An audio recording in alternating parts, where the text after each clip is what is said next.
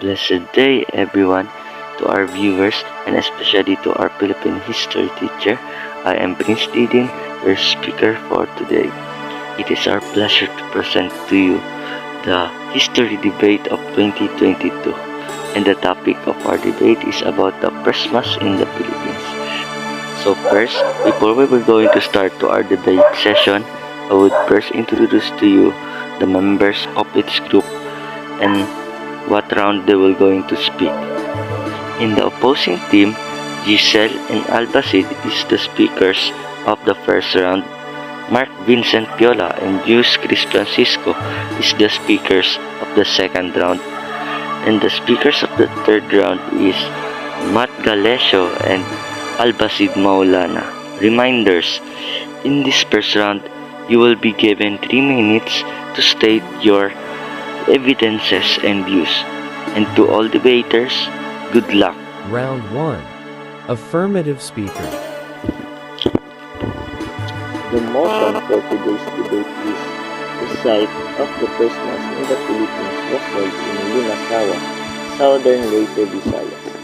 Our team would like to specify first the definition of mass is that this is known as a practice among Christian people to honor and to worship their God. And for our argument, it was Easter Sunday, March 31, 1521, when the first Mass in the Philippines was celebrated by Pedro Valderan, a priest with the Magellan expedition in Limasawa.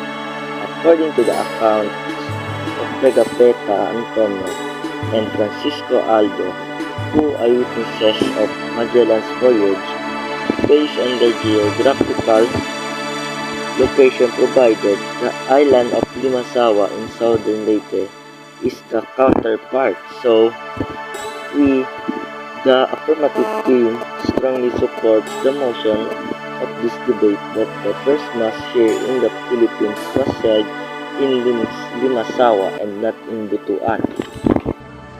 Jamie De Vera stated that the first mass was celebrated in Limasawa, not in Butuan. Historian Pablo Pastor, starting by footnote to Francisco calling later, Evangelika and Magellan did not to go to Butuan, but from Limasawa to Cebu. Father Bernard studied all the Pigafetta's maps, which place in Nassau of the southern tip of the larger island of Leyte. A check with the modern maps will show that these trips with Limasawa and not Nassau or Butuan. Opposing speaker. Good morning, everyone. We are the opposing team. I am Jecelle Eudilla from BSIT 82, the first speaker from the opposing team. We strongly oppose the proposition. We disagree with their arguments. We claim that this Mazawa in Butuan. The site of the first mass was in the Philippines, as a proof in historian the Mindanao Yeholo, written by Francisco Camps, who worked as a missionary in the Philippines, states that Magellan went to Butuan because they heard the king of Butuan was more powerful and they wanted to meet him. It is said there that their expectations were satisfied by the king and they planted a cross on a hill in a solemn ceremony or a sign of future alliance. In Francisco Collins' work, the first mass occurred the same day planted the cross. For that reason, we believe that the first mass occurred in Butuan. Good morning to all of you. In 1872, a master was raised in Agusan, the place where the first mass was believed to have been held with changes in place names and in the course of the Agusan. The marker's location is now the town of Magellan's across the river from Butuan City. It was in 1521 when Ferdinand Magellan went ashore on an island called Mazawa and asked his chaplain to celebrate what became known as the first mass in the Philippines. Round 2. Affirmative speaker. Better morning to everyone. I am Ranah Abdul from Affirmative Team. According to the Republic Act 2733, a law enacted in 1960, declaring the site in the Magallanes, Limasawa Island is the province of Leyte where the first Mass in the Philippines was held as a national shrine. Log kept by Francisco Albo, a pilot of one of Magellan's ships. The only credible account of Magellan's voyage is written by Pigafetta. He included that the first Christian Mass held in the Philippines, he plotted the position of the place where Limasawa is currently located. In 1996, it reaffirmed the popular belief prepared by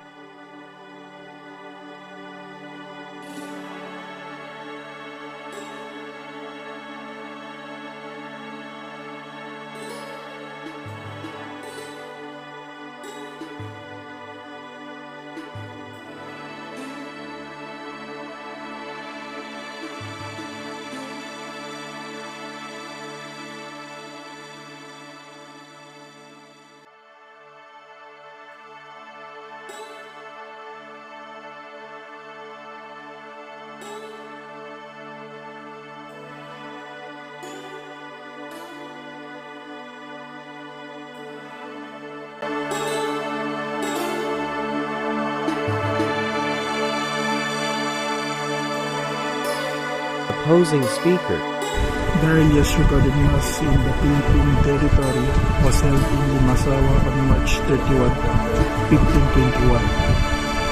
It was officiated by Pedro Villarama, chaplain of the Magellan Elcano expedition. That day in Roman Catholic calendar was Easter Sunday. Albacid didn't mention the first Mass Pigafetta. On the other hand, mentioned the first Mass was held in Limasawa on this Sunday, March 31, 1521. The first Catholic Mass held in the Philippines, and its approved a point stands about the first Mass in Butuan City. It's Masaw, not Limasaw, southern Leyte.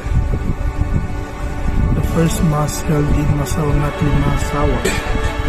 It was mentioned that the king came to their ship in Balanghay, Butuan. Is now the site of these 9 excavated Balanghay relics. Contact Limasawa was no significant archaeological relics of Balanghay tradition. Among the evidence, decades after 1521 Easter Sunday Mass, as well as the 1872 monument in Magellan Agusan del Norte. Another evidence is the expedition traveled 20 to 25 nautical leagues or 111 km to 139 km. Also, according to the Antonius Brigade, the distance to Cebu from Masaw was 300 leagues or 194 km. While the distance from Limasawa Leyte to Cebu is only 229 km. It was also mentioned that the king came from their ship in the Balanghay. Limasawa has no significant archaeological relics or Balanghay tradition, while the Butuan is now from side of least 9 exhibited Balanghay relics. And there are 3 is the abundance of gold in the Agusan Valley. Historical theories say who organized, supported the Limasawa claim and also claim that it is high time for contemporary history that the Philippines government to correct their mistakes and accept that the first Christian Mass was celebrated in Masaw, Butuan. Round 3. Affirmative speaker. I agree that the first Mass happened in the Limasawa. There's more beautiful evidence that the first Mass happened in the verse. Francisco Albo diary which states that Magellan's expedition is going towards the southern end of LIMASAWA. Second, Antonio Picapetti's testimony regarding the route of the expedition. He also has maps and scriptures that leads to LIMASAWA. Francisco Albert and Antonio Picapetta are credible sources because they are part of the Magellan's expedition. Third, is the Legazpi expedition. One of the destinations of the expedition leads to LIMASAWA. Another information that support the claim in LIMASAWA is the Republic Act 217. The act declares that first mass in the Philippines agreed that the first mass happened in LIMASAWA because Butuan evidence are not sufficient. The first mass in the Philippines took place in LIMASAWA and not in Butuan. It is not just because of lack of evidences, but because of inconsistency of facts as well. Take for an instance that the inconsistency of Magellan's route, the date, and the spellings of places and persons involved as presented by various historians supporting the Butuan tradition. According to Father Francisco Colin, a historian, Magellan arrived at Butuan first, then to LIMASAWA, and then to Cebu. However, Father Francisco Combes, a Jesuit writer, has another contention to him that Magellan visited LIMASAWA twice. Magellan's route, based on his statement, was from LIMASAWA to Butuan, then back to LIMASAWA, and then to Cebu.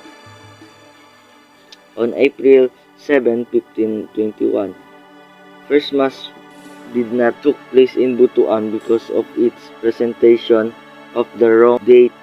He cited with Sunday instead of Easter Sunday. These were just few of the inconsistent information presented in the Butuan tradition, which made it so absurd. I mean, how come one believe this tradition when you are fed with different versions of stories from different mouths? Opposing speaker. The reasons of the first step is taking territory in the name of God, and King Ferdinand Magellan ordered a mass to be celebrated during the 31st of March, 1514. On Easter Sunday, it was officiated by Friar Pedro Valderrama. Jeuscris de Mafia historical account was a Portuguese or Spanish explorer who sailed to the Philippines in 16th century. Independent scholar Vincent C. de Jesus said that these historians do not consider the eyewitness account of Jeuscris de Mafia one of the voyage which Boyster the Butuan claimed. He would also claim that the some parts of the Ambrosiana Codex on which the LIMASAWA claim was founded was largely mistranslated. Advocates Book, a book backing claims that this city was the site of the first Catholic Mass country, launched Wednesday afternoon at the Balanghay Hotel.